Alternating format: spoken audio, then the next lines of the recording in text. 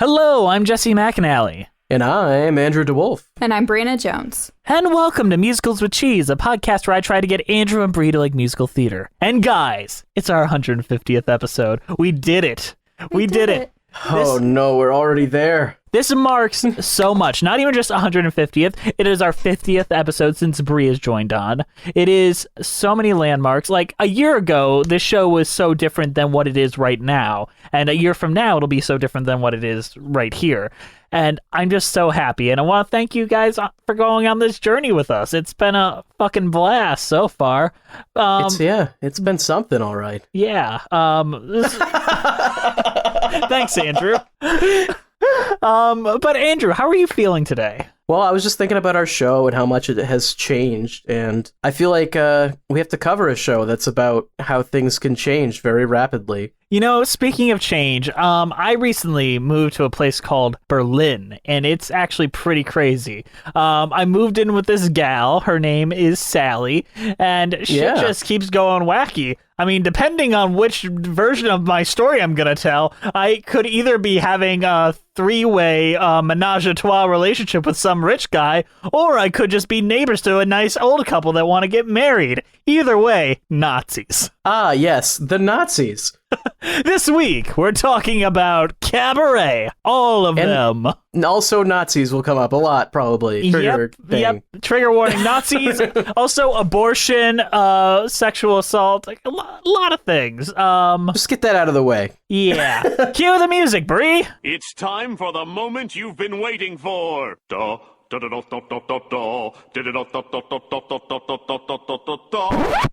good is sitting alone in your room?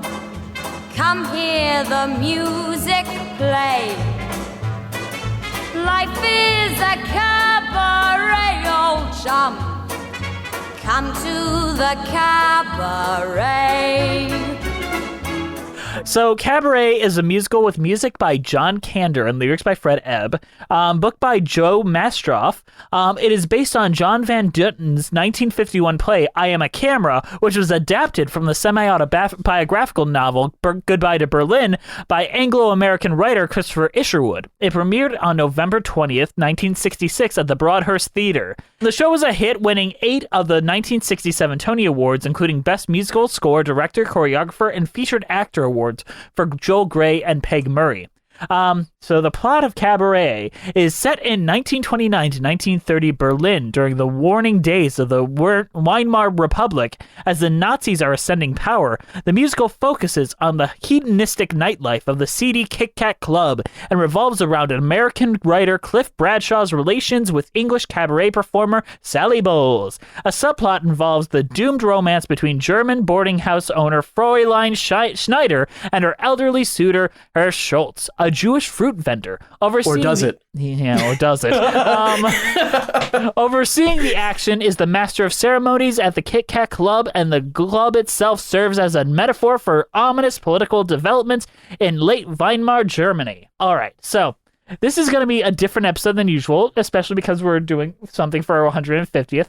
We're going to travel in time, and we're going to talk about each version of the show as if it's a different show. How does that sound? I mean, there's some pretty major differences, especially if we're counting the movie. Then there's some really major differences. So, just so you can prep for your structure, first we're going to talk about the original Broadway version with Joel Grey, the original 1966-1988 production. Then we're going to talk about the movie. Then we're going to talk about the 1998-2014 production.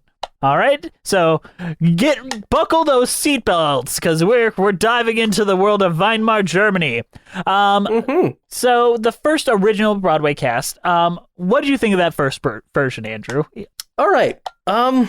It's not bad. There's a lot of stuff I like in it. It does feel a little bit aimless in a way, like it doesn't fully know what it's trying to say about its own subject matter, although maybe I'm just not getting out of it what I want to get out of it, and maybe that's me projecting onto it. What do you think? I mean, what did you expect when you went into this? Because this is the first one you watched, and you kind of went in blind. I didn't really know what to expect. I knew it was about, like, the rise of the Nazi Party and the fall of the Weimar Republic and all that. I didn't really know anything else about it. I also knew that there was a Bob Fosse version, so I was kind of expecting like tap dancing kind of stuff, which it actually doesn't really have that much of. No, it's not a very dancey show.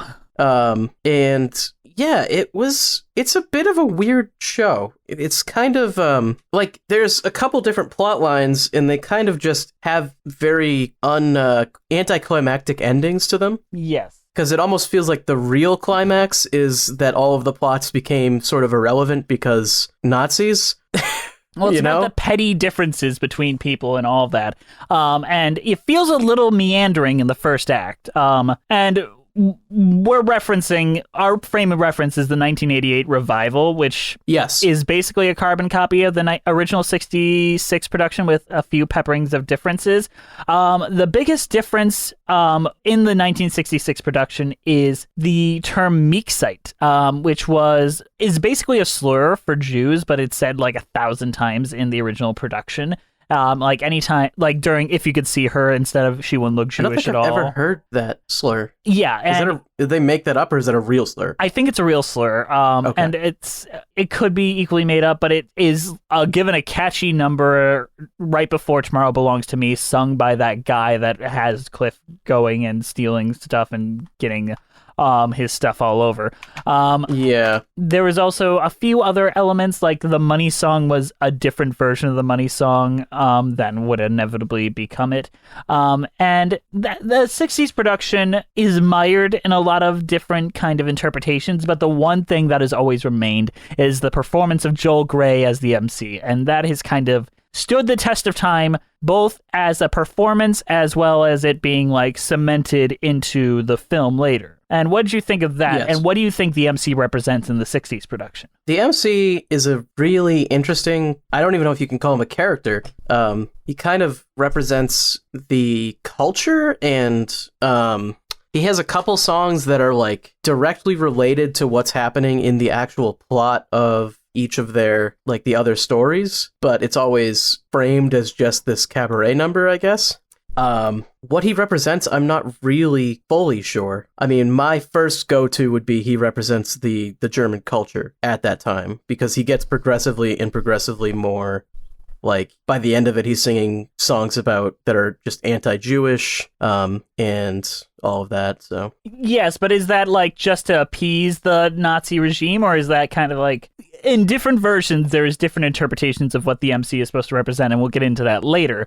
Yeah. What did you think of the characters that were like our main lovers, both Sally and Cliff, and then the older lovers? I find Cliff and Sally to be kind of a bland story. It's just it's just the traditional love story in a way. I know that they do some different stuff, and there's the dark ending, of course, which does flip it by the end. But the other story between the older couple is much more relevant to what's happening, like, in the wider world at the time. And it feels more like it has more of a point because of that, like within the story itself. Like, Sally and Cliff feel doomed by their premise alone. This kind of normal guy ending up with this kind of like this kind of crass, vulgar woman. They call her a real flapper, I believe they call her in this version. Yeah, she's kind of a gross girl that you don't want to get pregnant, and then he gets her pregnant. Yeah, and it's just like, well, this pretty much has one real way it can go, and it kind of goes that way, and it's just like, okay,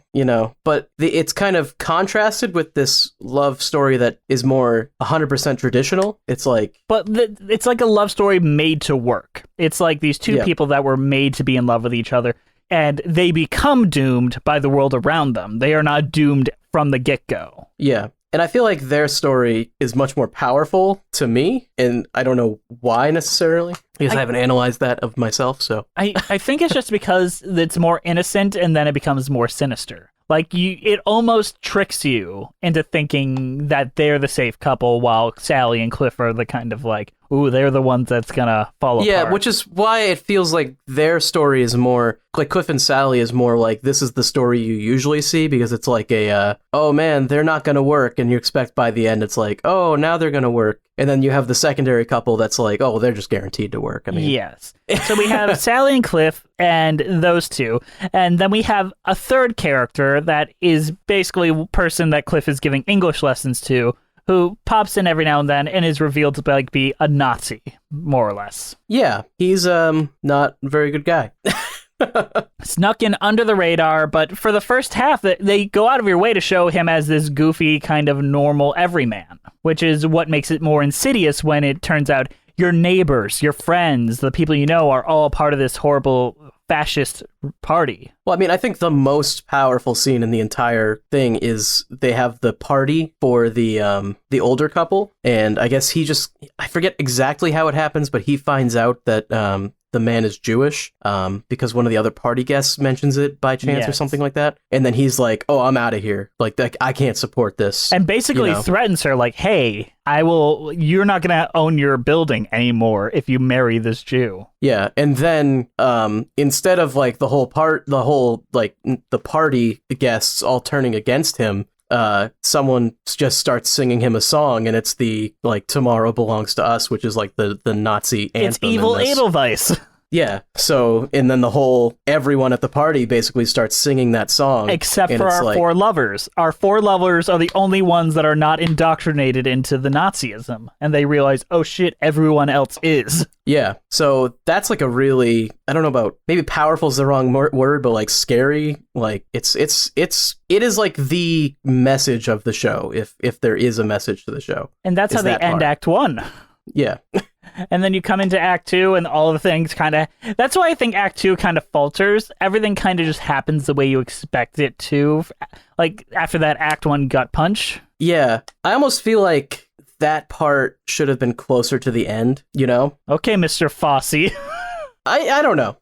The issue that I have is by the end of it, they don't really follow through, you know? Like at the very end, it doesn't end with like the Nazis come and mess everything up in the way that you would expect them to, I guess. It's much more insidious and like in the background.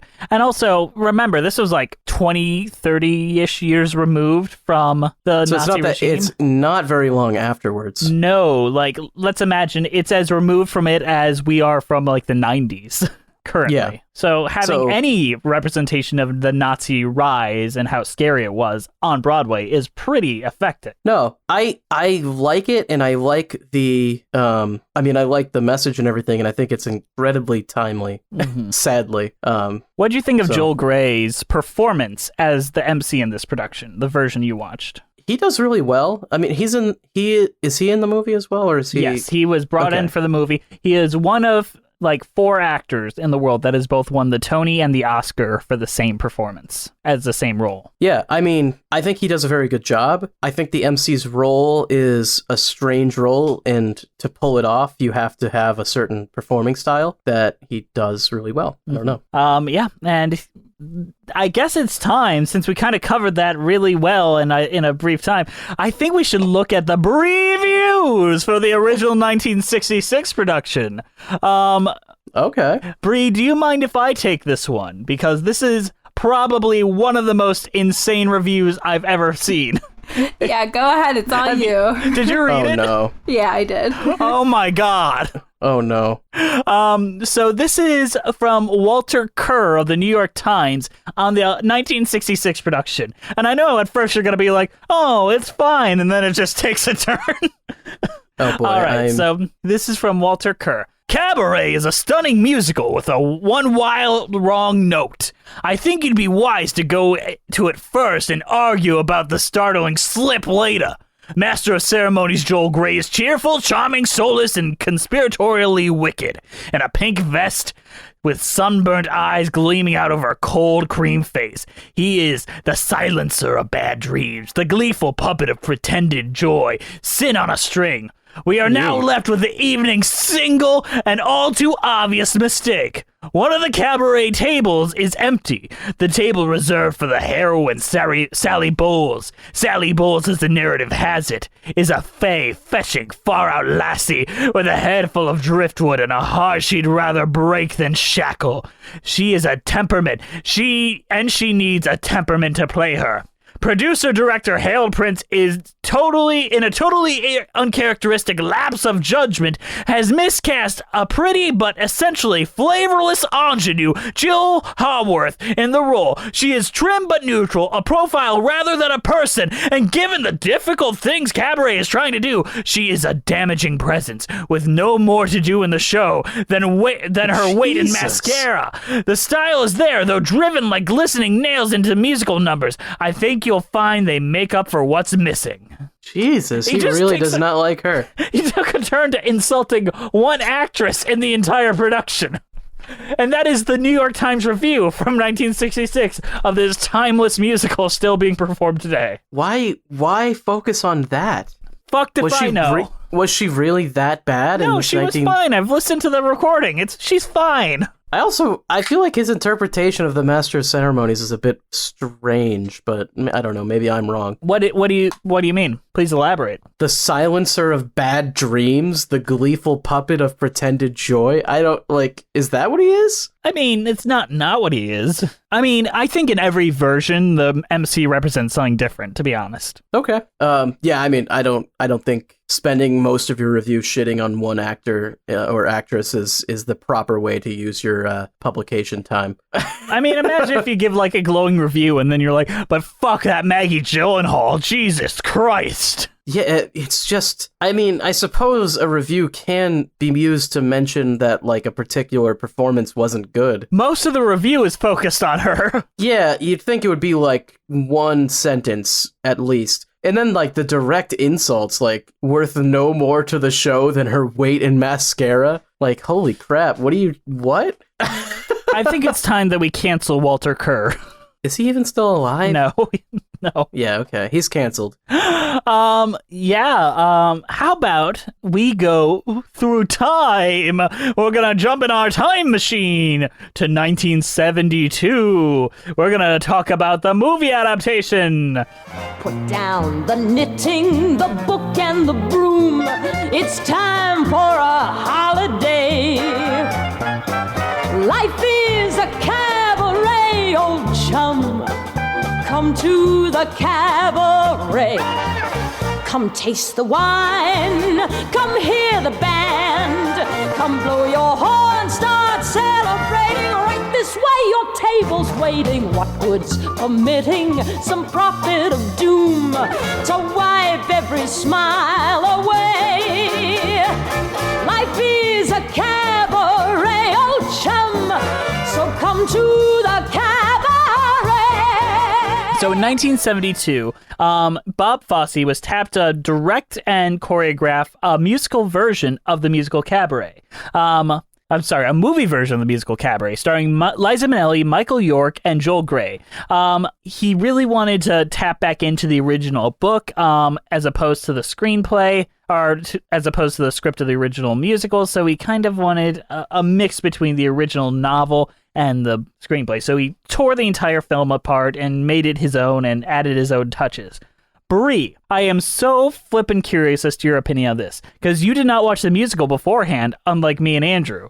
So No. as someone just walking in as a film watcher, what'd you think? So I enjoyed the film, but I would say it's more, I guess, abstract at times and left up to the viewer to interpret what's going on. But I enjoyed it very much.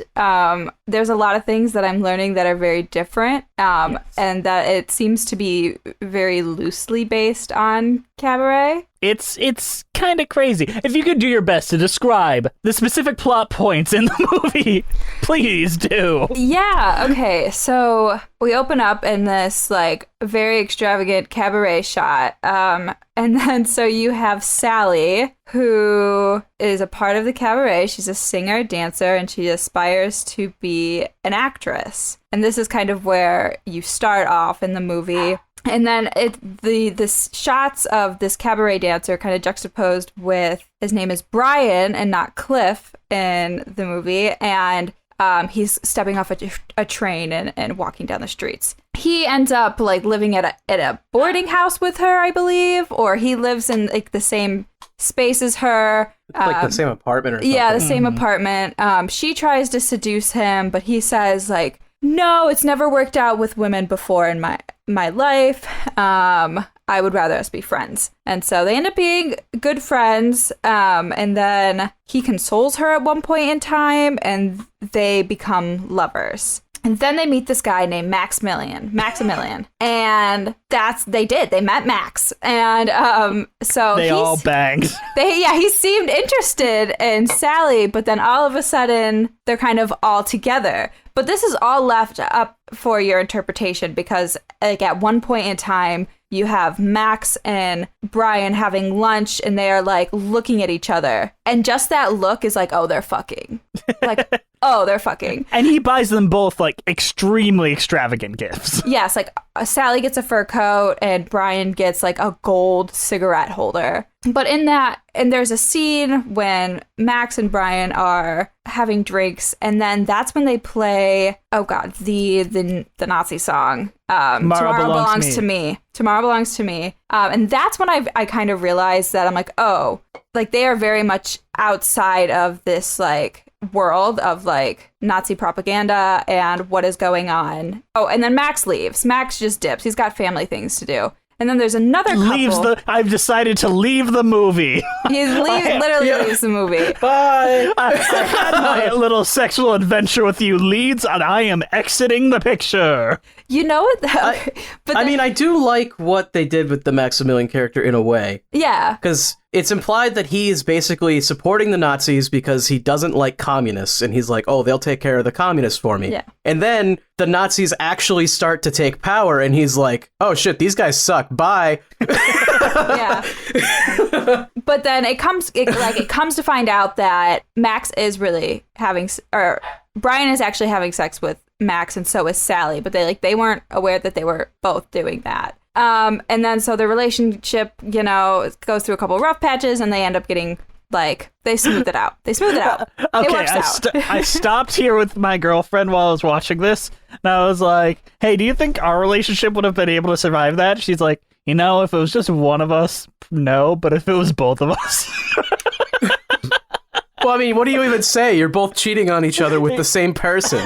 They just rekindle the relationship just like that. Like he gets beat up by a Nazi and then they're back together literally the same day. But it reminds me, have you guys ever watched that documentary about how there was a husband and wife and there was a church guy that hung around all the time and he had a weird obsession with their daughter? Yes. But come to find out they were both fucking this guy and then he took off with his daughter to Mexico. Because they were Latter-day Saints and they were afraid to rat this guy out because they both had sex with him. They're like, oh, if we'll be excommunicated from the church, might as well let him take our daughter to Mexico. Yeah, I mean, the Mormons don't allow polygamy. But I seduced them both. Okay, back to the plot points. We gotta get back to that other couple. Okay, there's another couple, and I know you guys mentioned there was an older couple and then another couple. Something's going on with other couples. This couple, rich Jewish woman, and then the gentleman is a Jew, but he is pretending to be a Protestant. And he doesn't, and he wants to marry this girl, but she thinks he's not a Jew. But he really is a Jew, but he doesn't want other people to know he's a Jew. They end up getting married. He goes to her house and is like, I'm a Jew, marry me. And they end up getting married. And then that's kind of it for them. It's like they tried to replace the original older couple thing, but they didn't realize they had no point. It was the whole reason that made any sense is because of the whole Nazi thing. But then they have these and they don't tie the Nazis in at all. It's okay, well. Yeah, which is really interesting because it's I don't know. She came from a wealthy Jewish family, and I feel like with all this Nazi, as they're rising to power, it's really interesting. Well, I mean, there's a part in the stage show where literally their windows get broken. Yeah, they throw a brick through the window, and that is the point of the show. And then in this one, they're just like, They kill her dog. I mean, They kill her dog. yeah, they do that. But again, But- it's like left up to your interpretation because I was like, oh, because she turned down, what's his name? What is his name in the movie? It's some boring ass name like Fritz, because it's Yeah. Fritz, Natalia, and Natalia. Yeah, so this was right after Natalia had turned down Fritz, and I was like, oh, maybe Fritz killed her dog, like out of anger. But then I like totally remembered that there's Nazis in the film, and I was like, oh, that's a possibility too. But again, It is left up much into more your, explicit in the stage show. Yeah, like- There's no interpretation. very much left up to your interpretation. And then we have a couple more plot points, right? Sally gets pregnant. Sally gets pregnant, and then Brian is like, let's get married. And then Sally has an abortion. And there's a scene where I feel like the MC, I don't know his name in the movie. Oh, it's just the MC. Joel Grey is the same actor from the Okay. Broadway show. They show a scene and I'm like, did he sexually assault her? And like that was his baby and that's why she aborted the baby? I think the implication by that sexual assault is that is fame and fortune kind of gripping her. The representation of like that, like pulling her away from like the family life that she wanted. It's the stage life that calls back to her. That would make sense. I mean, okay, because he is kind of like embracing her, but in a really weird way. The MC is like not a real person, and I don't think you should No. interpret him as such. Yeah, he is not a human being that exists in the world. Interesting. Okay. Yeah, I can see that. That makes sense. And last and final point, they kind of just say goodbye to each other, and Brian leaves. I hate that. I hated that. They shake hands and he leaves, and that's it. Ooh, okay. All right. And you Well, I liked mean, it. there is also the ending where the MC is now performing for an audience of all Of Nazis. Yes. Which that too. they do something cool in the movie that they don't do in either of the stage shows, which is show the like one Nazi getting kicked out of the club really early on, and then by the end of it, the whole audience is just Nazis. Yeah, that is really cool. Well, kind of. I mean, not cool, but it's like it tells the story in a way that is interesting. All right. So Bob Fosse entered into this world of cabaret. Really, I don't know if he didn't like the musical, or if he just wanted to leave his own impression. But he really kind of was like, I'm gonna shove my hand in this. I'm gonna make it my own. Cut out all the songs that aren't like on stage. Anything that's not on stage, or get rid of it. Most of them. Yes. And then he's like, Candor Ebb, write me like 5 new songs to give to Liza Minnelli.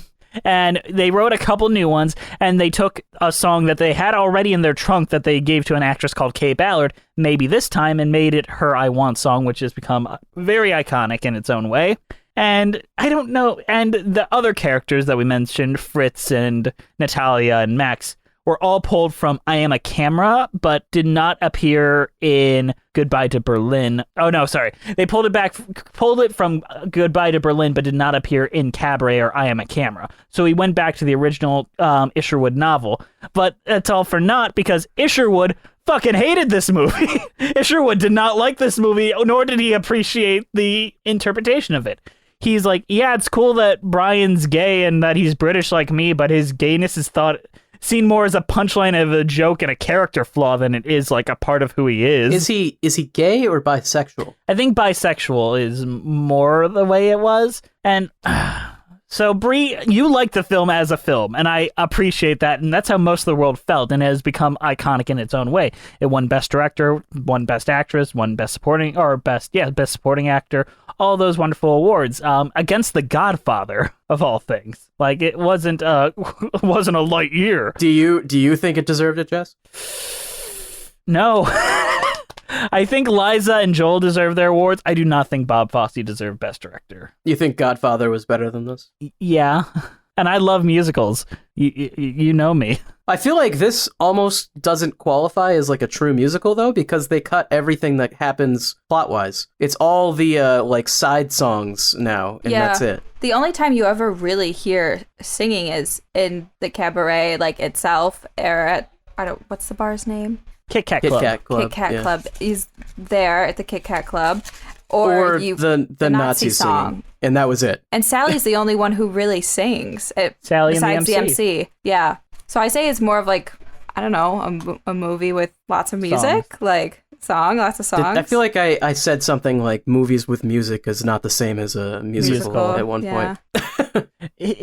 Yeah, but those dance numbers, every single one of those Fosse choreographed, edited numbers are so incredible and so well done. And it makes me wish that there were more of them, like this was an actual musical. Because, my God, every scene where it's just Liza Minnelli and Michael York just chatting about shit, I could give a fuck and a half about what was going on, to be honest. They just meandering improvisation.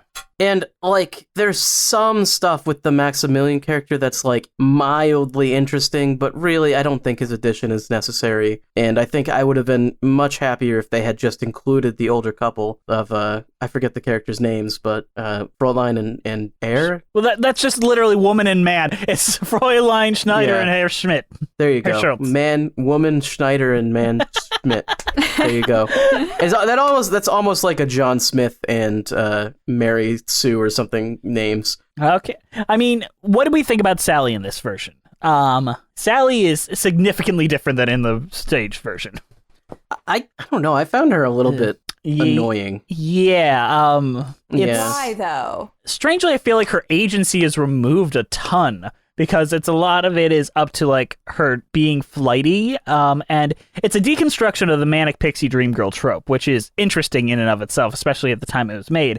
But I feel like instead of it trying to be a character, it's Bob Fosse trying to portray the woman that he finds the most interesting, whether or not it suits the story or not. I mean, I couldn't help but think that this is just, like, this entire movie, Bob Fosse was just like, this is the most attractive a woman could possibly be. I'm going to make a movie about that. Screw everything else about this show. I do not care. I just want this woman to be the lead in the end. I want her to be the coolest, most iconic part of this movie. And then you also find out that he also wanted basically the other part that only sings. So he wanted everything to be about himself as the MC, yes, and her. And it just feels like in knowing, like, having seen the Bob Fosse like show and all that, and knowing what I know about him, like, did he just want to fuck Liza Minnelli or whatever? I'm sure he did. I'm sure he fucked her. He fucked everything that moved. And that's this whole show. That's the whole movie.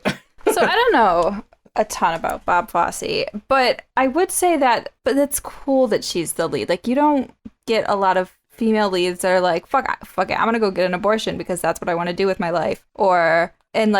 Yes, go to fame and fortune. But if that's what she wanted and that's what she's been asking for this entire time, I mean, that's pretty standout, like, especially for the time it was created. I think I just feel like it misses the point of the show Cabaret, though. Because, like, yeah, she does all this stuff or whatever, but it has literally nothing to do with the rise of fascism in Germanie. Yeah. But again, it is loosely based on the stage show. Very loosely. I think the issues I have here, and Brie, it's going to be an interesting way to say it. And, like, you didn't see the musical, which is why I love this discussion, and I'm, like, in heaven right now. This is, like, everything I wanted it to be and more. But imagine all the actions that she took. I'm going to go get an abortion. I'm going to do that. But it also is kind of more urgent. More because of a choice being thrust upon her. So this is more of like a kind of things happen, slice of life kind of story. And the reason why she wants to get the abortion in the movie is unclear. And we see like the pull of fame driving her there. In the musical, the rise of Nazism is getting so bad, and basically Cliff is forcing her to go to America with him to escape the Nazi regime. And she's like, I don't want to do that. I like it here. I'm getting my old job back at the Kit Kat Club. I could make a deal of himself. He's like, no, I don't care. And she's like, well, fuck you. I'm going to get rid of the only reason why you want to be with me. And she gets the abortion for that reason. Whereas in the movie, she just kind of gets it.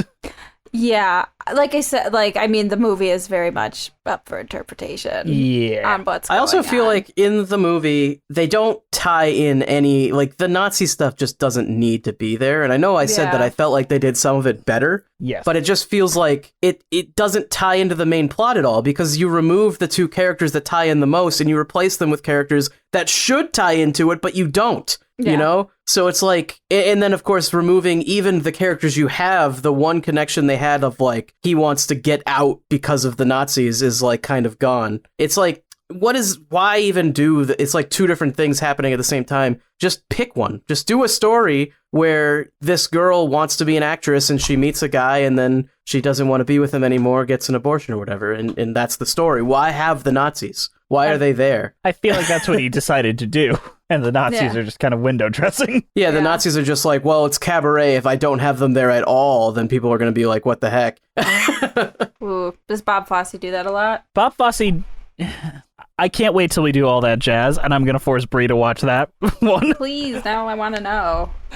Because that is his, basically, self-insert fan fiction about his own life. Yeah, unlike Pippin and whatever. Right? The closest that he was kind of hired to do this because Hal Prince did the original stage version. They were making a movie. He had just made a flop and he's like begging people to hire him. And he steps in and he decides, I'm going to tear this apart, make it my own, make my own steps. And the self-insert he wanted to do, as Andrew alluded to earlier, he didn't want Joel Grey. He did not want Joel Grey as the MC. Even though he won awards for his performance. Yeah, he was... Well, he didn't bring anything else from the musical in except Joel Grey. And you had to have the MC in this or else it's not Cabaret. And basically he's like, I don't want him. And the studio's like, well, you got to have him. And he's like, it's either Joel Grey or me. And they're like, well, fuck it, we'll take Joel Grey. And then he's like, okay, fine. And then he was Joel Grey posits, like, I'm pretty sure he wanted to play the MC himself and just kind of wanted to like make it look like he couldn't find the right person and then step in himself. And then the first edit of the film, which was delivered to producers as a, quote, final cut, the MC did not show up at all. Fosse had just cut him out, which I don't even see this film working without the MC in it. There's no songs. There's no songs at all, right? Except for the Nazi song, I guess. That's the only song you want in the whole show. Sally's two solos, Cabaret, and maybe This Time, but... Doesn't the MC show up in those? No, those are her two solos. Okay. I thought he was like on stage for some of that, but he introduces her for one one of them. Yeah, he introduces her, but you could cut that easily. But apparently producers watched that and they're like, we aren't releasing this. Are you stupid? Of course he did that. I don't know. Bob Fosse just feels like a bad guy to me, and I don't know. I don't like him. I'm looking into him. Starting not to like him. Okay, so... Also, the girl character making her story a, like, I want to be famous thing, isn't that just another self-insert by him? Isn't that his story? I mean, his was like, I want to be the best or nothing. And the thing that bothers me a lot about this specific version of Sally Bowles is her idea of fame... I don't even know what it is, whereas the Sally Bowles of the stage version, she's like, I just like getting applause and being up there and being loved for a couple. Like, she has no, like, idealization of, like, I'm going to be the most famous thing. She's like, I just like being on stage and being liked. And that's the movie version of Sally wants to be a movie star. Like, right. That's why, that's part of the reason why she's dating the rich guy. She's like, oh, he's going to get me into movies. Yeah, and she wants to make something of herself so she can be like, screw you, Dad. Her dad doesn't even show up as a character in the musical, which is also... that was a weird little subplot we had in there. Yeah. In the movie. Yeah. So how about we take a look at some reviews of the movie? Bree, do you want to read this one? Yes, I do. Roger Greenspun of the New York Times said of the 1972 film Cabaret is not so much a movie musical as it is a movie with a lot of music in it. I think we can all agree. Several numbers from the Broadway show have been dropped and some new and better ones added by John Kander? Kander, yep. John Kander and Fred Ebb. The original composer and lyricist... E double flat. Oh. Okay, so the original composer and lyricist, and all for Miss Minnelli. Thus, the film has a musical part and a non-musical part, except for Miss Minnelli. None of the major characters sing. And if you add this to it, the juxtaposition of private lives and public history inherent in the scheme of the Berlin stories, you come up with a structure of extraordinary mechanical complexity. Fosse makes mistakes, partly because his camera is a more potent instrument than he realizes, but he also makes discoveries, and Cabaret is one of those immensely gratifying imperfect works in which from beginning to end you can literally feel a movie coming to life. Everybody in Cabaret is very fine and meticulously chosen for type, down to the last weary, I'm going to change this, cross-dresser, and to the least of the bland, blonde, open-faced Nazis in the background. As for Miss Manili, she is sometimes wrong in the details of her role, but so magnificently right for the film as a whole that I should prefer not to imagine it without her. With her expressive face and her wonderful and wonderfully costumed body, she moves and sings with strength, warmth, intelligence, and sensitivity to a nuisance that virtually transfixes the screen. Liza Minnelli is the most iconic thing about this movie. I would agree. I think this movie wouldn't have worked if you had cast anyone else in this role. So, Jess, I Yes. mentioned before in our previous episode was Footloose. Did you catch the connection between those two? No. They both scream at trains.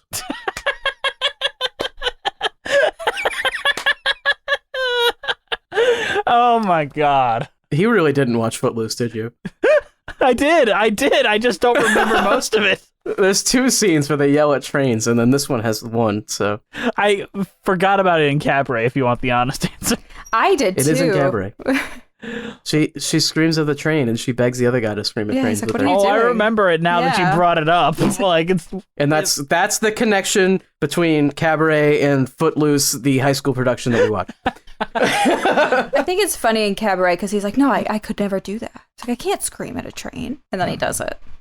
But he Yeah. was very adamant Well, I like about when not he does it, doing though. He's just like, oh.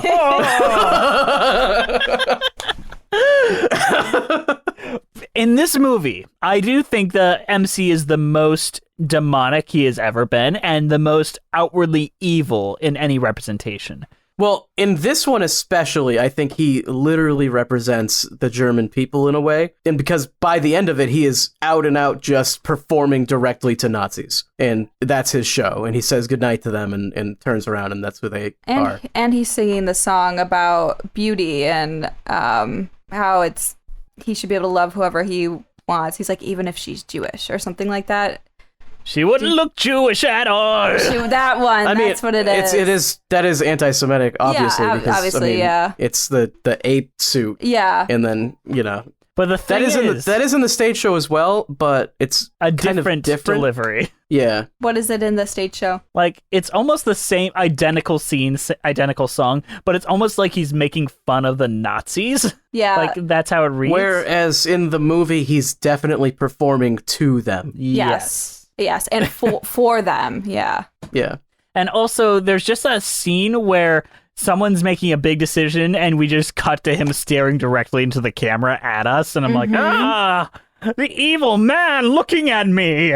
It means a lot. It means something. Yeah. He represents something. I do want to tell you, I forced my girlfriend to watch all of these with me because I wanted to watch her reaction. She had heard the albums and all that.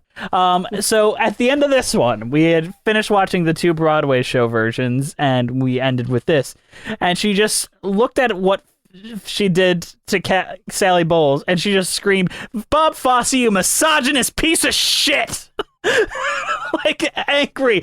Like, she's like, that movie was just like sound and fury signifying nothing. Oh, Bobbert Fosse. What are you doing? I think she just got so attached to Sally as a character and like her ambitions and just like seeing like her becoming an object that is filmed sexually, like, just really bothered her.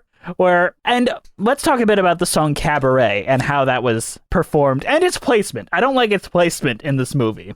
What did you think of that song, Brie? Oh God, the song Cabaret. Yeah. And so it's right before the end. It's right Yes. after. Is it right before Brian leaves? It's or- right after Brian leaves, right before the MC says goodbye. Honestly, it wasn't very memorable for me. I'm gonna be completely honest with you. So let me tell you how it's done in the musical, and you can tell me whether that placement works. So her and Cliff get into this huge fight where he's like, "You'll never be an actress. You're terrible," and all that. And then she's like, "Fine," and she goes off for that performance. And you see her make the decision to get an abortion while performing that song. Like, it is a discovery song for her of like, I don't want to be a wife. I want to go out like Elsie. And then we see her next. She has sold the coat and all that. And it affects the story as opposed to like, hey, the story's over. Here's a song. Whereas here she has a mental breakdown on stage in front of everyone where she makes this really damaging decision. Yeah, it sounds like there's more motive for the song in the musical versus the movie, where it's like, okay, so her lover just left and she just went back to life and she just went back to the club, working at the club. Yeah, I thought the movie was going to end there. It should have. So let's travel in time again, my friends. Oh boy.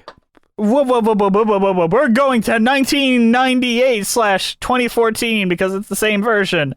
And we're talking about the Sam Mendes, Rob Marshall revival of Cabaret, starring Alan Cumming as the MC. What good is sitting alone in your room?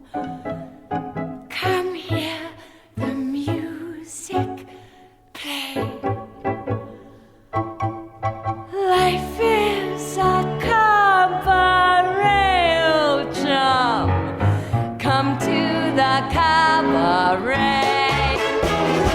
Put down the knitting, the buck and the broom. Time for a holiday. Life is a cabaret, old chum. Come to the cabaret. This takes elements from the original version and the movie and implements them into this brand new interpretation that I think has become the most permanent and lasting version and the best version of the show. Andrew, what did you think of it? And how would you describe it in comparison to the last two? I think this is probably the best one. I think that this one has the most direct message, like what it's trying to say about itself, which could be a good and a bad thing depending on who you talk to, I suppose. I think it was a good thing. It's also darker, probably because that they're being more explicit with what they're trying to say. They had to make it darker to fit that. But I liked it. Now, when you say they made it more explicit, how did they do so? I mean, do we just talk about the ending? Okay. We talked about the ending of the film. We talked about the ending of the original. And both of them, he just kind of bows and says goodnight. How does this version end, Andrew? And maybe we should just describe the MC and his presence throughout the show. And well, he's much more present, I would say. He shows up at times where he didn't before. Yes. He also has a much darker appearance. Like by the end of it, he is wearing like a dark leather trench coat. Like... You know, but throughout it, he has like this suspender that cups his balls. Yeah, he's got an interesting look. I think it's great. But by the end of it, he's wearing this dark trench coat, and he does what he usually does and says goodnight or whatever, kind of. And then he takes the trench coat off, and he's wearing a concentration camp uniform with the Jewish and the homosexual badge on it, like the gold star and the pink triangle. And then the light flashes if he's been shot. Yeah, which is much more explicit with what the show is kind of about, I suppose. Yes. Though it also is it's a bit of a jump, and it can be seen as a bit preachy. Because number one, the concentration camps and things that didn't happen until 10 or 15 years after this happened, right? So I mean, it's like a jump in time period. So you could say, I think it's meant to show everyone dies, because that's basically what you would expect to happen to all these people. Oh, I mean, yes, but I don't know. You said someone called it preachy, and I can kind of see it. Ben Brantley called it preachy. Yeah, I can kind of see why. I think it's better though, because I think it needs to be more explicit, because I think some people don't get the message, you know? I can imagine people watching that Bob Fosse film and not getting any message out of it. Like, wow, what a fun story about all these people that have sex. It's weird that there was Nazis at the end there, but everything else was pretty fun. Whereas this, it's like all these people that you kind of fell in love with are all destined for doom, except for Cliff that got away. Yeah. Well, yeah, and I mean that I don't know why it's the MC necessarily, what that's supposed to mean. I guess I haven't really I haven't thought about the show enough. I mean, I watched it yesterday. I mean, what do you think the MC represents in this new version? Yeah, that's what I'm thinking. I'm not entirely sure. He maybe represents different things at different times in the show. I don't really know. I think he's a representation of kind of apathy and the dangers of apathy. Because he's basically numbing himself. He is more of a character with an arc arc, and I know that's fucking strange to say, but like at the beginning, he's like this really engaged, really sexual performer and into it. And then the last time we see him in character as the MC on stage introducing Sally, he's got track marks that are bleeding out, and he's just barely holding himself on stage singing that final I Don't Care Much song about like whether you support the Nazis or not.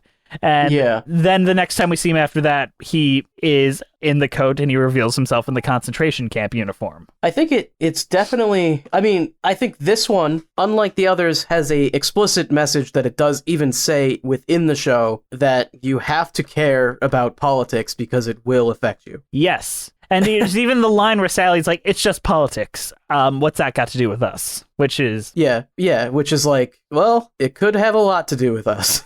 And your production that you watched had Emma Stone as Sally. How do you think she did? I think she did a pretty good performance. I mean, I think everyone did a pretty good job, and even the MC. Is that who's playing the MC in this one? Alan Cumming. Alan Cumming. I think he did a very good job too. Yeah, I think it's a bit of a different interpretation of the character, but it's a different performance too, I think. I think he's iconic. I think he's become more iconic than Joel Grey even. I think that most of the performances were very good, and I think if I was going to watch Cabaret again, I'd want to watch this one. Mm-hmm. Of all three. We got to talk about the subplots, the Herr Schultz and Fräulein, what the fuck is their name? John Smith and Fräulein Schneider. And Herr Schultz. Yeah, Fräulein Schneider and Herr Schultz. How do you think their subplot was handled in this? I think it's got a lot more energy to it, a lot more tension throughout. I think with the higher focus on the political side of the show, their story feels even more like important than in the original. And I think it's done much better. Well, maybe not better. I like it more. Yeah. And it was fun watching your opinion on Cabaret form as you watched these three versions, where you're like, I'm mad on this, and you're like, I really don't like the movie, and you're like, I like this version. It was like a slow growth, and I knew it would get there eventually. Yeah. I mean, I like it. I think probably part of me liking it is the fact that I feel like if any show has a good political point to make right now in this day and age, this is the one you should listen to. Apathy is not a good choice right now. Yeah. Do you want to talk about your own personal opinion on this, your personal interpretation here? Oh, I mean, back in, you saying like when I was a political apathetic idiot? Yes. Yeah, back in like 2016, I didn't give a crap about politics, and look where that got me. And now look at you, a fucking socialist, left-leaning liberal. And I know people sometimes like talk about us like you're still the guy that when we first started this show, where you were kind of like, capitalism's pretty great. It's fine, but it's definitely not the best we could do. No, we gotta get that democratic socialism, baby! Yeah, I mean, I'd like to see us get rid of the republic first, but, either way. Let's just burn it all down. So how about we take a look at Ben Brantley's 2 reviews of this production, because the production debuted on Broadway as a revival in 1998, and then was revived identical to the original production, even Alan Cumming coming back in 2014. And he had... That's pretty cool. Very different opinions based between those 2 productions. Even though they were like the same? Yep. Maybe Ben Brantley got the message halfway through this as well. So how about Ben Brantley Shapiro makes a return, Andrew?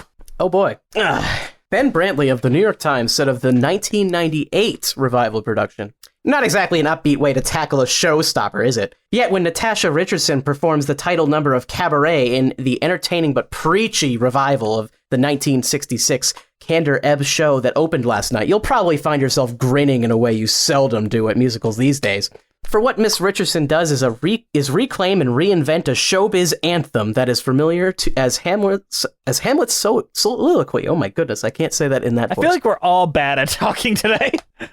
This Cabaret is seedier, raunchier, and more sinister than either of the original groundbreaking Broadway version directed by Harold Prince or the 1970 movie by Bob Fosse. But it is also, in the long run, less effective. Its heroine, Sally Bowles, it wants nothing more than to shock. And as with Sally, the desire winds up seeming more naive than sophisticated. It just wants to shock. That's what the ending meant. It didn't have any meaning. It just wanted to shock you. What the fuck? Like, literally, how do you watch that and be like, preachy, seedy, doesn't want to do nothing but shock? I feel like the only thing this review is missing is a line where it's like, these liberals just want to call everything Nazis these days. They'll bring up Nazis anytime they can. They love Nazis. Something like that. Can we talk a little bit before we go on to the second review? Previously, in that review that I just cut out because it didn't quite fit in, he mentions, like, it's really ridiculous just how Act 1 ends with, like, a swastika tattooed on the MC's ass. And I'm like, that's pretty brilliant, like, representation and a great way to reveal the swastika in a way that's, like, not, like, bringing in the red flags in. I don't know. Sure, it's meant to shock, I suppose, but isn't shocking a actual thing that works? Like, shock is fine. I'm fine with shock. I think shock is effective. I think sometimes shock can be exactly what someone needs to get the message, I agree. All right, Andrew, you got to read the second review. It goes off the rails in the end in the way that only a Ben Brantley review can. So... Oh, boy. Do I read it in the Shapiro voice, or do I just read it normal? I think you'll know when to go into it. Okay. Oh boy. Much of the power of cabaret lies in our being caught up in the revels to such an extent that we at least occasionally forget that we're heading straight into the abyss of Hitler's Germany and the Holocaust. I agree with that. In Bob Fosse's 1972 movie of Cabaret, the sinister was subliminal at first, which meant that decadence felt kind of, sort of, divine for a while. Miss Mendez and Mr. Marshall's... Mr. Mendez and Mr. Marshall's interpretation, then and now, let us know that we're in hell almost as soon as we arrive in a theater that has been done up to suggest a black void with stage-side tables at which we are patrons. Even more than Fosse's film, their 1998 production offered a wholesale reconception of the template set by Harold Prince's original revolutionary Broadway staging. At that same performance, I noted that the couple in front of me had taken to heart the advice of the chorus boy who says, "This is Berlin, relax, loosen up, be yourself." That couple would kiss during any number that resembled a love song. A woman who shared my table explained to me that she thought those two were newly married. "That's sweet," I said. Her response was on point. Not really. That's how he ends the review. What does that have to do with anything, Ben Brantley? What, is this a review? Yes. This isn't like something from his blog where he's just posting about his day. This is not a Facebook post. No, even Facebook posts have a point. I thought he was gonna go into like something where he felt like it's more relevant now than it used to be, or anything. He just wanted to be salty and let everybody know he was single or recently divorced. I think he's gay, so Either way, yeah, he could be recently divorced. But oh my god, like, how do you fall flat on your face in a review like that? And the line that he's referencing, I feel like, is a good line because it's like ironic. This is Berlin, relax, loosen up, be yourself. The joke is that in like a year, you won't be able to do that, right? Yeah, I mean, it's dramatic irony. But I guess he didn't get that. He just thought it was sweet and that he thought the couple in front of him took that to heart and kissed. Yeah, he could have literally just got rid of the last two sentences, and after resembled a love song, he could have just put ironic and then ended it. Ironic. That would have been too clever for Ben Brantley. Ironic. And just ended it. It would have been great. A Jedi wouldn't teach you this story. Ben Brantley, let us edit you're not even working for the New York Times anymore. Let us Ben edit Brantley. your Facebook posts. Yes. Maybe just post this on Facebook instead of into the New York Times. You know what, Ben Brantley, we've got twice the Twitter followers that you have. We have double your Twitter followers. So we might have more sway in the theater industry than you do right now, if you think about it. At us. Get wrecked, kiddo. How does that feel, bitch? Oof. Episode 150, that's the time we burn bridges. Boom! Yeah, we're burning this bridge. Ben Brantley, he was our friend before. Now we hate him. Hey! Okay, I would really love if someone goes through and makes a compilation of all the times we have shit on Ben Brantley and just puts them together, because I would like to see how long it is. Yes, please. I would swear. love to watch that compilation, and then I'd love to like watch it with someone else, and then we could kiss like during it. you know? And I then think I'll you're write a newly review. Married. I think you guys are Yeah. newly married. That's sweet, I would say. And then they would respond, not really. Not really. 4 stars. What is her response was on point, not really. What does that mean? What do you mean that was on point? On point for what? Like, for the couple in front of you? Were you even watching the show? Why are you talking during a musical to begin with, Ben? Because he doesn't pay attention. He wrote this review before he got in there. He was I'm gonna counting make ceiling this story tiles. Wait, no, he's like the eternal, like, yeah, that happened story. And then I turned around and I said, wow, that was really on point. And everyone in the theater clapped. And then the girl in the rainbow cardigan, right during my air, turned and gave me the okay sign.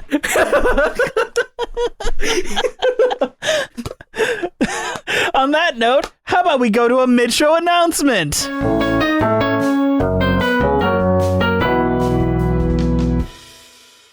Hey guys, we're halfway there. Welcome to the mid-show announcement. We're right in the middle. Today's show is brought to you by the extremely kind donations by our donors over at Patreon. Andrew, tell us what Patreon is and who's currently supporting us. Oh boy, our patrons are people that support us. It's great. You can donate to us and help us keep the show going. Our current patrons are Melissa Goldman, Terry Ninelman, John Donna, Leighton Ackles, Danielle Renix, Jess the Stampede, Ewan Cassidy, Tass Skier, Fire of September, Monica Thoreau, Mina Maneri, Brent Black, Haley Murray, Nathaniel Stacy Coombe, Joseph Evans Green, Carrie Ahern, Mary Lou Choquette, John Vanals, Heck You, I Go By Elijah Now, Russ Walker, Musical Hell, RJ Noriga. I apologize. RJ Noriga, that's probably still not right, but I'll get it right next time. Emily Gracie, Andrew Van Barson, DeBlan, Kyle Summers, Janae C., Christina Francis, Scootin' the Technicolor Dreamcoat, Felice R., Liz Lim, Allison Stuller, Nothing is Certain Except Beth and Taxes, John Vanals, Thespian, Ren Cullen, Wait in the Wings, Spectacle Machine, Jacob Stroop, Raphael Martinez Celeste, Robert Benjamin, Rochelle T., Jessica T., Genevieve Hartnett, Cass... just Cass. Mitchell Young, Chai Teacup, Hayden Wilder, Katie McDonough, Timothy Keys, Jeffrey Machado, Jacuse, Toon Van Essen, Jesse Taylor, R. Elliott, Chris Marca, Katie Turberg, Mimu, Kiji Marie Anastakio, Trevor Lopez, Sierra Moncree, and Leila. And these people give us a little financial support that helps us keep the lights on here at Musicals with Cheese. And you know what? We love you guys. It's 150th episode.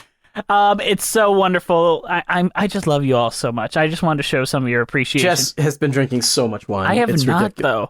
And Andrew, I'm the drunk one. You forgot a whole ass Patreon. No, I didn't. I read that one earlier. Okay. I read that one after Musical Hell. That's fair. Okay. I'm just very grateful to you all for sticking around for 150 episodes, for welcoming Brie with open arms 50 episodes ago. And you know what? If you guys are on our Patreon, you get to see Brie's cute outfit. Is that a top or a dress? It's a top. Can I see the full thing? It's cute. I got bored and I was like, what is that? Is that a top or a dress? That's fucking cute as shit. Thank you. Wow, You know what? I'm cute as shit.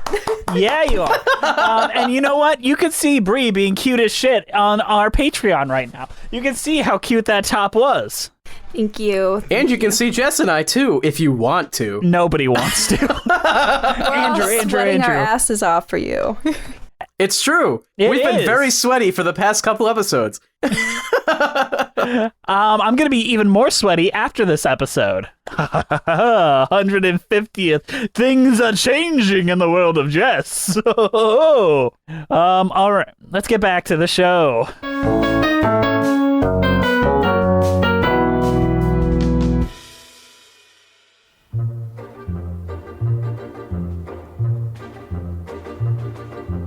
Willkommen, bienvenue, welcome. Fremder, étranger, stranger. Glücklich zu sehen, just wie enchanté. Happy to see you, bleibe reste stay. Willkommen, bienvenue, welcome. Im cabaret, au cabaret, au cabaret. Cabaret, everybody! Willkommen, bienvenue, welcome. Cabaret, do cabaret, do cabaret. One of the best opening numbers of all time. Can we all agree that that fucking opening is It's very good. It is. They do play it a lot during the entire show, though, feel like. But Yes. Did they play it a lot during the movie? I don't think they did. They play it in interstitial moments. Like, it's always like if someone has a violin, that's what they're playing. Okay, yeah. It wasn't like, oh, they're playing the song again, but it was very subtle. Okay. Yeah, it's like used as music until the very end. I think this song is just a great opener. Like, it's better than an overture. Like, this is 10 times better than an overture. And it is strangely very blunt sexually and uncomfortable in a lot of ways, but also very inviting. Like, I want to spend more time in this club in every version. it's a fun club, and this song is a great introduction to the show. Have you ever seen the version where Joel Grey sings this at the Muppets? I have not. We will... I imagine the Muppets aren't doing anything nearly as sexual as in the actual show. No, they're finishing his lines for him, and he's getting frustrated. That's funny. Bree, play a clip of it right here. Willkommen, bienvenue, welcome. Fremder, Étranger, stranger. glücklich zu sehen. Je suis enchantée. Happy To see you. bleibe reste stay. Willkommen, bienvenue, im cabaret, au cabaret, to cabaret. Oh, wow, isn't that hilarious? So let's talk about Herr Schneider's song, So What, which is the second song in the show, which also implies that she is the main character, since she's the only one with the I Want song in that specific spot. When I had a man, my figure was stumpy and fat. So what? Through all of our years, he was so disappointed in that. So what? Now I have what he missed, and my figure is trim, but he lies in a churchyard plot. If it wasn't to be that he ever would see the odd person in me, so what? For the sun will rise and the moon will set, and you learn how to settle for what you get. It will all go on if we're here or not, so who cares? So what? So who cares? So what? Yeah, I think this is a fine number. It is a little strange that they don't give whatever the male lead's name Cliff. is. I don't remember. He doesn't have a single song in the show. Yeah, they don't give him like anything, even though he is kind of the lead. I don't really know if you even can call him the lead, though. He's definitely the point of view character. Whether or not he's the lead is He's up for honestly debate. maybe more like just an audience surrogate Yes. than anything else. But yeah, I mean, I think that this is the good number, and I think that she has the most motivation in the show out of all the characters, so it makes sense to give it to her. She's the one with like the most trauma, as weird as it says, and Sally does have like her trauma that she goes through with like the abortion subplot and all that, but she's the one that like falls in love, deeply in love Yeah. with this guy, and then has to give it up for her own social She's like- standing. She's the true emotional core to the show, which is why it's so disappointing that she gets cut from the movie. Yes. Because she's so... And also, we should stop for a moment. How often do we see a primary role for older women in Broadway? Like, can you even think of another one where it's like this well represented, where they have a love story? I mean, wait, like Mama Rose, maybe? I don't... How old Yeah. is she supposed to be? Yeah, that's one, but it's not like a proper love story. She's like this really toxic human being, Mama Rose. Well, yeah, but she is the lead of that show, kind of, or one Yeah. of the most important characters. Yeah. But I guess that's really the only one I can really think of, though. Right off the top of your head. I mean, other ones are just like Madame Thénardier, I guess. Yeah, which is not a lead role. Mm-mm. So I'm very grateful that this exists for like older actors to have something that they can play. It's a real shame that they can't watch the movie and, see how Be they did it represented. there. They're replaced by a bunch of young fuckers. Yeah. No, I like this song, and I don't know, it sets up like the carefree sort of, maybe not carefree, the like idea that she doesn't give a shit anymore. I don't know. Yeah, I mean, she's kind of like, I want to help people rather than just kind of be an asshole. She's not a bad landlord. Yeah. Is more or less it. To some extent, yeah. Then we have, I want to talk about this despite it not being in the original Broadway version, but it is in both the movie and the more recent Broadway adaptation. And it's Mein Herr, which was written for the movie, specifically for Liza Minnelli, and has since been brought into the Broadway productions. Bye, mein lieber Herr. Farewell, mein lieber Herr. It was a fine affair, but now it's over. And though I used to care, I need the open air. You're better off without me, mein Herr. Don't dab your eye, mein Herr, or wonder why, mein Herr. I've always said that I was a rover. You mustn't knit your brow, you should have known by now. You've every cause to doubt me, mein Herr.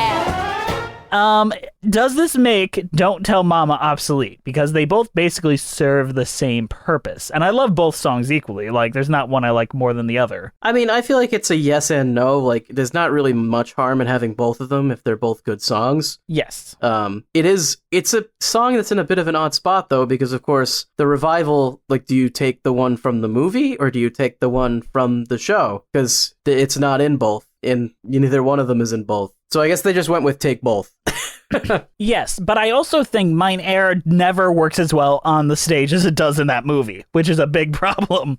Whereas Don't Tell Mama always fucking sells. That song always sells. I kind of feel like it's a hard song to sing. Because I noticed in the version I watched, like, the singer seemed to be struggling to do the dance moves while singing the song. Well, that's just Emma Stone, who isn't a trained singer nor dancer. That's possible. Though I don't think she did badly on Don't Tell Mama, though, whereas I do think she did somewhat badly on this one. Well, that's the difference.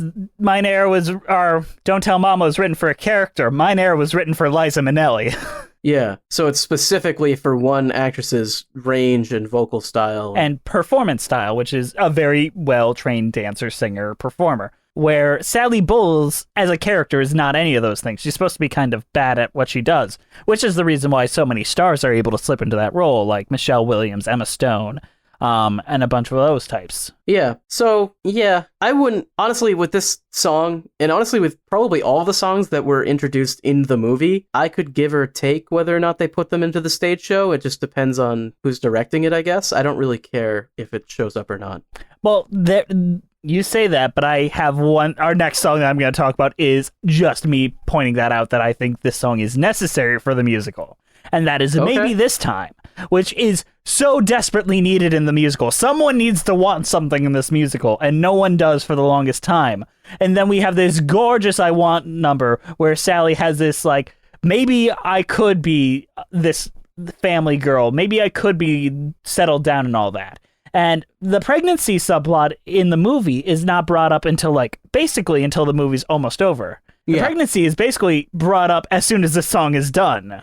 Everybody loves a winner, so nobody loved me. Lady peaceful, lady happy, that's what I long to be. All the odds are in my favor, something's bound to begin.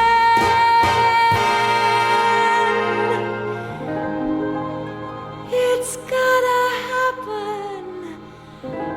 happen sometime, maybe this time, maybe this time I'll wait.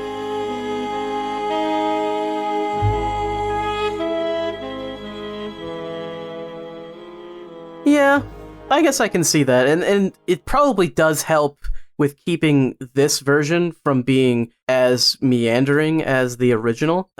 Because, I mean, nobody has an I Want song in the original. None of the characters necessarily want anything. It's all this, like, slice of life with this dark backdrop. And, like, that's cool, but it kind of feels like nothing's happening sometimes because nobody necessarily has any goals outside of, I guess, the Nazis, who are not really a character. No, they're representation, but maybe this time existing. And also, let's just say Don't Tell Mama and Mein Herr all characterize Sally in a very important way, where in that original production, she is not very characterized. She is so much not really a character that Walter Kerr can basically just say, I hate the actress, and have nothing else to say about her.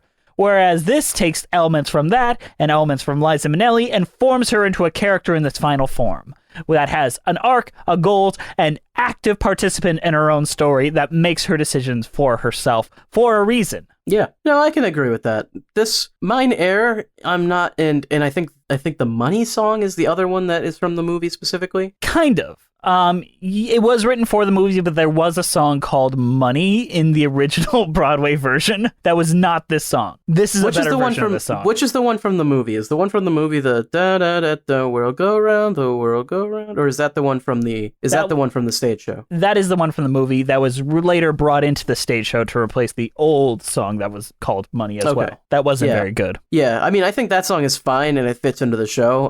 It's not like necessary, I don't think, but I think it's more necessary than it is in the movie. Because in the movie... it's just because there's a rich guy. Yeah, they meet a rich guy, and they basically both become sugar mamas and sugar daddies. He becomes their sugar daddy. Here, it's because Cliff gets the opportunity to make a lot of money doing favors for the Nazis without realizing it. And not even looking into it. And it's represented by this briefcase that the MC has that Cliff is delivering for Nazi purposes, unbeknownst to himself. Which I think is a much darker use of this song, as opposed to I think it's more necessary in the new version, to be honest, where it's like, yeah, money makes the world go round, but what are you doing it for? Yeah. No, I mean, I think the revival it just brought everything together. I don't know. It's good. It did. And that's why it's kind of fun to talk about these songs in their final form. Before we talk about Tomorrow Belongs to Me, I do want to talk about Meeskite, which is the only song here that only appeared in the 1966 version, where we have that character that gives Cliff all these jobs to go deliver materials for the Nazis via train on all that. And then he comes back to this party, and at Herr Schultz and Fräulein Schneider's party, he tells this story, basically this horribly anti-Semitic story about a Meeskite, which is like, I want to find the exact lyrics. I don't know if Urban Dictionary is accurate on this, but it says Yiddish slang to define an ugly woman. It's a Yiddish word. Meeskite means ugly, funny looking. Meeskite, and it's just all about this horrible, horrible story about Jewish people and Yiddish words and all of it. It's this disgusting. Anyone responsible for loveliness, large or small, is not a Meeskite at all, is how the song ends. And then everyone kind of reacts like, oh, you fucking piece of shit. And then they realize, oh no, everyone is a Nazi. And then that leads into the song Tomorrow Belongs to Me. Gorgeous, gorgeous. They produced a baby that was gorgeous, gorgeous. Crowding round the cradle, all the relatives, odd and ood. He ought to pose for a baby food. Gorgeous, gorgeous, would I tell a lie? He's simply gorgeous, gorgeous. Who'd have ever thought that we would see such a flawless gem out of two Meeskites like them? I find it interesting because it used to be such an important part of the musical. Like, it was referenced in a number of songs. You still hear the melody throughout the musical. I just find it interesting that that's like the one thing that's still kind of in there, but not in there at all. I've never heard anyone else bring up this song before. I wanted to bring it up. But Tomorrow Belongs to Me. Incredible number. Incredibly dark, horrifying number. The sun on the meadow is summery warm. The stag in the forest runs free. but gather together to greet the storm. Tomorrow belongs to me. The branch of the linden is leafy and green. The Rhine gives its cool to the sea. But somewhere a glory awaits unseen. Tomorrow belongs to me. I like that it's the only number that they give to the Nazis. You know? It's like this, when you hear this song, you know who's singing it. You know what it's about. But I guess we gotta talk about the problem with this song in more recent years. Do you mean the Charlottesville? I'm talking about just Nazis in general embracing it as their theme and like... I mean, yeah, I think the first I heard of it is at Charlottesville, they literally were chanting this. Yep, they were. Which I suppose you'd have to take that risk if you have a number about Nazis where it's literally... And it's kind of a pretty song at first as well, which makes it worse. Yes. It's like this is the song that Nazis would sing to describe themselves, essentially. Like, we're the German people and we're everything that's happy and sunshine and we are the future, you know, of Germany. And then, of course, fascists will look at that and be like, yeah, we are. It's bothers me because these two Jewish men wrote this and it's now being used as Nazi propaganda because the Nazis are back. Fuck you, the Nazis are back! It's not even just the Nazis either. It's just fascism is on the rise on the whole in not just the United States, the entire world. We're fucked. Tomorrow belongs to me. I do really like this song though. I think it's a really it's almost like the antithesis of like do you hear the people sing? Yes. Or as I earlier described as dark Edelweiss, but you haven't seen Sound of Music, have you? No, I have not.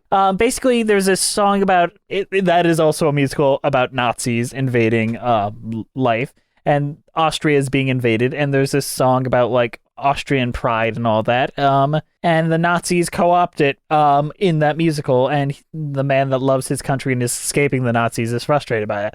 And this is like evil Edelweiss, where it's like about country pride, but the Nazis are singing it! Yeah, honestly though, like this song is framed as like just a German pride song. Yes. The only reason that we know it's a Nazi song is because it's Nazis singing it. There's nothing in the lyrics necessarily that is about Nazism itself. I guess it's like about power. Maybe tomorrow be coming to me. Yeah.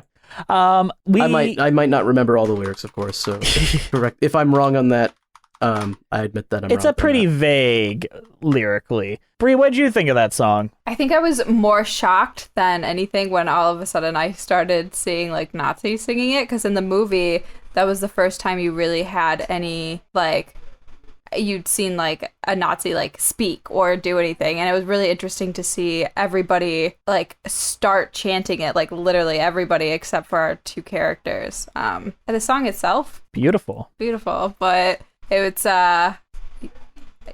it's just kind of sung by terrible people, so It's a demented song. Speaking of demented songs, we got to talk about If You Could See Her, the gorilla song. Beautiful song. Another beautiful song that tricks you into thinking it's going to be about something else, but then it's all about like anti-Semitism and how the rise of Nazism. And I find it interesting how it's a very different impression from when Joel Grey does it than when Alan Cumming does it. If you could see her through my eyes, you wouldn't wonder at all. If you could see her through my eyes, I guarantee you would fall like I did when we're in public together. I hear society mourn, but if they could see her through my eyes, maybe they'd leave us alone.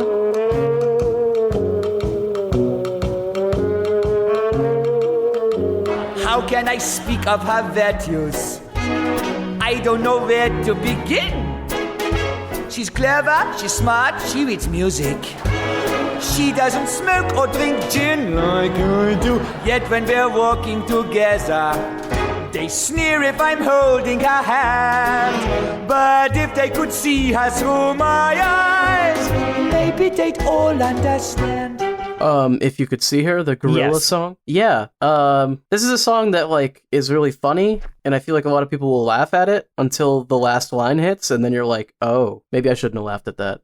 I mean, the thing is, it's not outwardly hateful, which is until the end, and it becomes that way. Yes. It also I do like how some of these songs tie in to the actual stories, because I feel like this song is almost like the Nazi response to is it Married is the older couple's Yes. song? And they're like back to back. They do Married as a... Well, this is right after Fräulein Schneider breaks it off with Herr Schmidt, or Herr Schultz, because he's a Jew and she can't be with a Jew. Yeah, and then they play this song, and it's like almost a direct commentary on that. Yes, whereas in the movie, it just kind of happens. Yeah, in the movie, I feel like it's almost just like the MC is just a bad person, and we're just seeing him devolve into being a Nazi. Whereas in this, the MC is kind of commentating on the story as it happens. Yes, he's an omnipotent god in a way until he isn't. Yeah.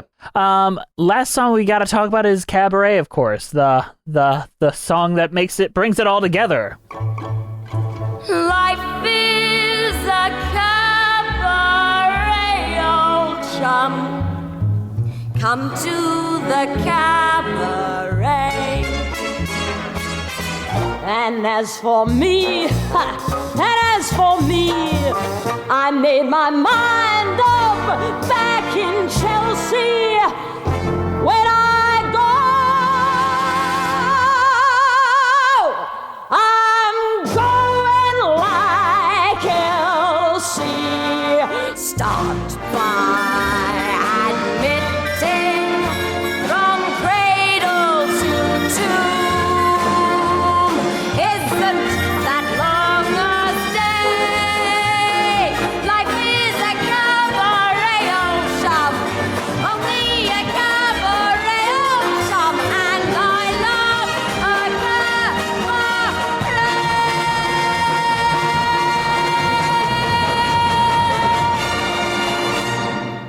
How did you like Emma Stone's rendition in the musical? I feel like she did fine. I mean, obviously if you get a trained singer, they probably perform it better, but I don't think I remember having any complaints. I want to talk about it because I think Emma Stone, I don't think she's like the perfect Sally Bowles, but she did my favorite rendition of the song Cabaret ever, because she made actor choices in that song that I had never seen any other performer take. Like things where she had to have had a conversation with the musicians beforehand. And I only know it's different because I've seen two other actors play the role before her that played it just as written and all that. She takes very long pauses at deliberate times that really sells the decision she's making. Okay. Like when she says, she's talking about Elsie, the day she died, there's like a very long pause where she's like contemplating the next line. The neighbors came to snicker and all that. And it's her making the decision to get the abortion and us discovering that in front of us. And everyone else just kind of sings it like through, takes it all the way to the end, kind of like Liza Minnelli, but probably a little worse. Whereas Emma Stone really kind of sells in an actory way that only like a film actor really could do. Okay. I'm making a choice here, and I'm going to change my ways. And she sobs through the song in the end. She just kind of starts screaming into the microphone as opposed to singing it, which is something introduced in the Alan Cumming version by all of them. But yes, it's just such a dark version. It's not a pretty song in the new version at all. Whereas Liza Minnelli and everyone before it just kind of like, oh, what God is sitting alone in your room? Come hear the music play. I feel like it works better, though.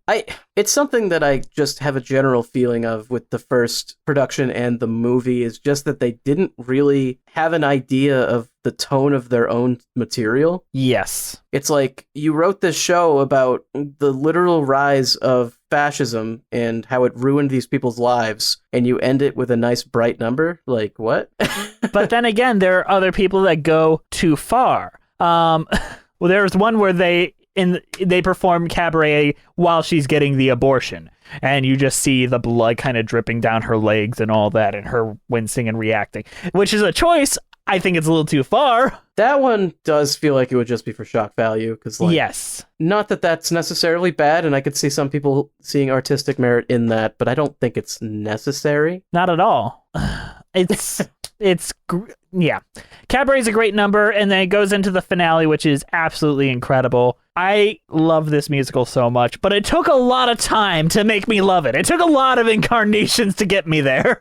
I think overall, it's a pretty good show, and I don't know if I love it still. What, do you think you're just processing it, or because you've seen a lot of Cabaret in the last week? Let's just put that out there. I don't know. I feel like the newest version is the best version, but I don't know if I would give it like as good of a rating as some other shows we've seen. Damn. What do you think is better? I feel like this tells the story of the uprising of Nazi Germany and the apathy of the people toward it and the dangers of that very well. Like, what do you think it could do better? I don't know if it's anything it necessarily could do better. I don't know if it's... It bummed me out. I didn't take away my bluesicles. I don't know. I liked it fine. It might have just been that I've watched 3 versions of it and they all kind of blur together at a certain point, and I'm like kind of mediocre on it because I didn't like the movie as much. I don't know. Overall, it's pretty good though. What's fun. Your cheese rating? Oh boy, the cheese rating for this. Oh boy. Tomorrow belongs to cheese, baby. Tomorrow belongs to cheese. This is an interesting cheese. I'm gonna give it quark cheese. A fresh, mild cheese from Germany. Sold in small plastic tubs. That's interesting. Ooh, that is interesting. Bree, how did you like the film? Your overall thoughts on that, as well as our discussion on the other versions, and how you think that paints your interpretation of the film afterward. Ooh, okay. So I liked the movie, but I think it only touches the surface of what this story is actually about. And I don't know if that was a win for Bob Fosse. Like, I feel like he should have probably went in more depth and at least based it off the musical more, because I do think really what you see is a relationship like growing and then ending, and then you see the rise of Nazi power in Germany, and that's kind of what you get with the movie, where it seems like the musical is very multi-layered and there's a lot more detail and a lot more character development than what is in the movie. I thought your guys' discussion was fantastic as always. You did make me want to go watch the newest musical, and because it's our 150th episode, I'm going to give it a cheese pie, which kind of just sounds like a cheesecake, but cheese pie. It sounds like a vulgar sex act. I'm not. It's like cream pieing a girl when she's got a yeast infection. I'm sorry. It's called the Celebration Cheese Pie. Okay. I love it. Celebration cheese pie. Celebration cheese pie, but it just sounds like cheesecake. Like literally everything is the same except the crust is shortbread cookies instead of your regular crust. That actually sounds very good now that I'm thinking about it, man. Maybe I'm just hungry. Bree, after 50 episodes with us, how have you enjoyed this journey? It's been basically a year since you've joined us. It has basically been a year. It's been a lot of fun. I've learned a lot about musical theater that I don't think I would have known otherwise. And I'm excited to continue the journey with you guys and learn more and hopefully get some time to watch more. Because I definitely enjoy like participating in the conversation versus just listening. Bree, I'm so excited for the upcoming. We got so many movies coming out of things we've already done. We need new perspectives on. We got the Tick Tick Booms. We've got the Dear Evan Hansons. We got so much shit on the horizon. Very excited for it. They got Jamie, and so a lot of it's coming out in September, which is also just weird. All right, Bree, we're so lucky. You have changed the entire landscape of this show for the better, I think. You've created an entire new segment. You've made an impact where people can't imagine the show without you. I'm grateful to you. I don't know how the fuck Andrew feels about this, but don't put him on the spot. What should I feel about it? I don't know. But I love. What do you want me to say here? I want you to say get fucking closer to your mic. Okay, what do you want me to say here, Jess? You want me to say I don't like it? Because I'm not going to say that.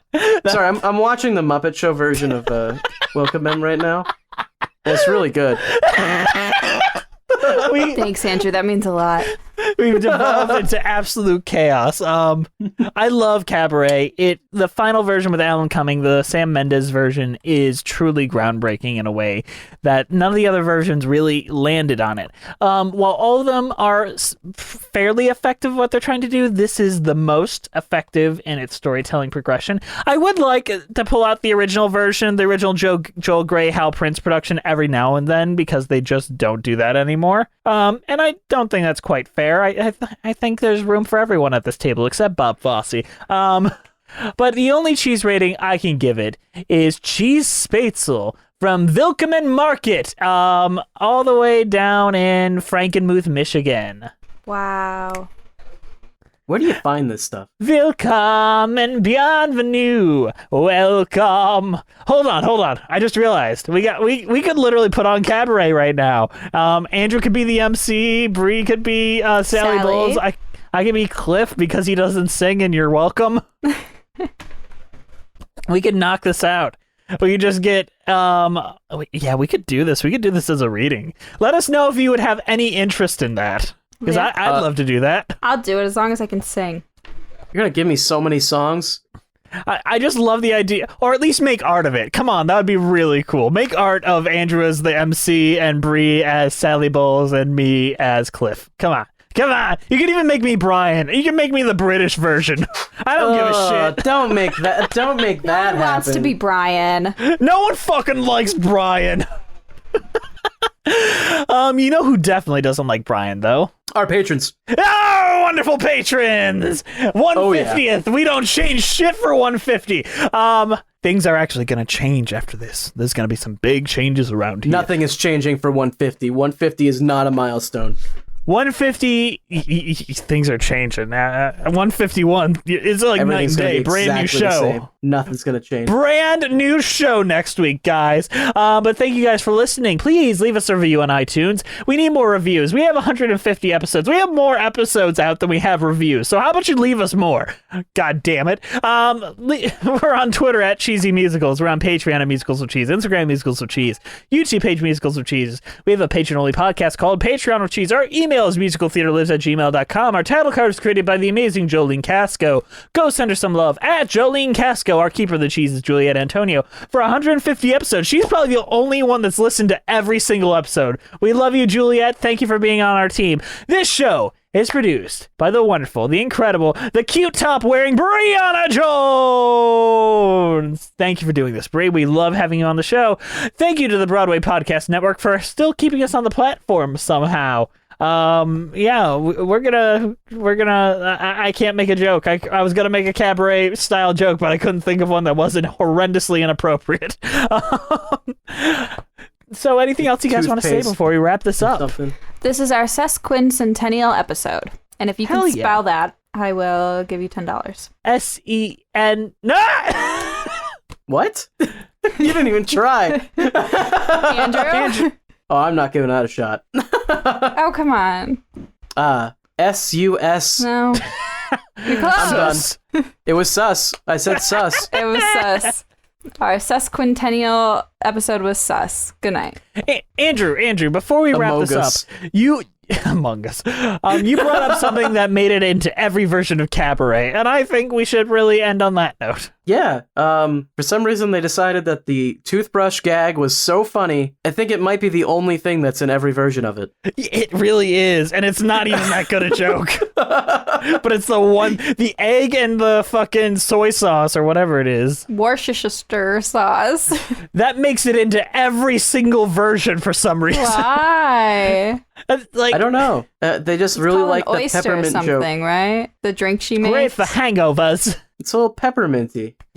I like the one in the movie the best because they just say, you got the toothbrush cup. And then it just immediately cuts. Yeah. That's every scene in the Fosse movie. Here's the point of the scene. The next